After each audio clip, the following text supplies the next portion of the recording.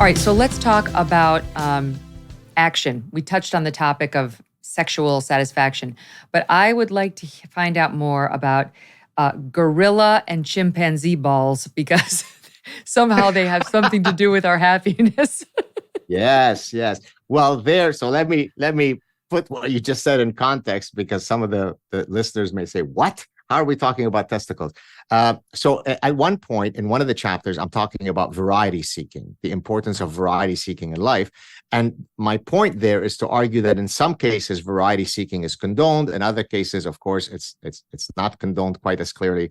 So I talk about sexual variety seeking, food variety seeking, exercise variety seeking, intellectual variety seeking. And so your question fits under the sexual variety seeking. And there, what I am speaking about is that while, of course, men on average, and this finding, by the way, is one of the most robust findings you can find in the behavioral sciences, while men certainly have a greater penchant for sexual variety seeking than women do, that is not to say that women are these chaste Victorian prudes, because there's all sorts of converging lines of evidence that suggest that women are also very much into, at least have the drive for sexual variety seeking. And so what I do in the book is I describe several of those lines of evidence. So for example, before I get to the testicles, number one, women are much more likely to cheat on their regular partner when they are maximally fertile, and they are less likely to insist on the guy that they're cheating with using contraception, which you would think should be the opposite, right? And that, by the way, is called the shopping for good genes strategy. You are literally trying to get better genes from another male who typically has a superior phenotype to your regular partner, and hopefully the chump at home would actually think that that's his child, right? So that's one mating strategy that women have evolved. To your point about testicles, it turns out that across primates, the size of the male's testicles is an adaptation to how much promiscuity the females engage in within that species. So let's look at several species.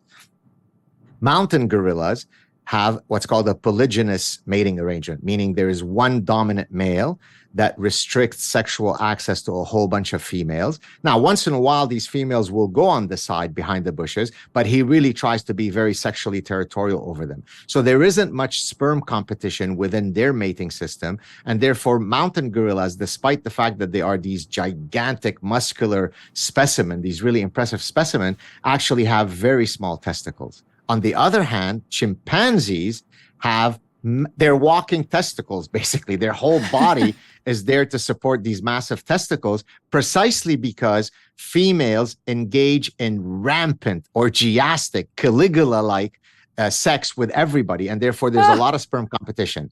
Now, they're with sluts. How does that they're sluts. Those chimps are sluts. I always knew it. So now where do humans fit on that scale? Well, I'm sorry to tell the men who are listening to this show that we meaning humans, tend to be closer to chimps than we are to mountain gorillas, meaning that my female ancestors and yours, Megyn, would have been quite likely to have had multiple sexual partners within a 72-hour period. Can I just say one more thing before I turn it back to you? Yeah. So Robin Baker, who has since retired, wrote a book, I think it was in the mid-90s, called Sperm Wars, where he talked about what's called the sperm competition hypothesis, where he argued that there are really three phenotypes of spermatozoa. There is the classic spermatozoa, which is the fertilizer, the one that we're all used to seeing depicted. But then he argued that there are two other types of spermatozoa in a man's ejaculate. Number one, there is a type of sperm that is called a killer sperm that simply goes inside the reproductive tract of a woman looking for other men's sperm to kill. It's not looking for the egg. And another kind of sperm is called the blockers, which is literally standing guard, making sure that another man's sperm doesn't enter the reproductive tract. Now, given that sperm is only viable for 72 hours within a woman's reproductive tract, that means that if men have evolved that chemical weaponry, the likelihood that our female ancestors mated with 2 or more men within a 72-hour period would have been pretty high. So it's not just men who seek sexual variety seeking. Women do it too. We're sluts too. We're sluts. You are the sluts female too. Chimps are sluts. The only ones who are not sluts are the gorillas. God bless. That's amazing. So, but also alarming, because if we need variety, male and female needs like variety, and yet we're supposed to be a monogamous culture. We marry for life.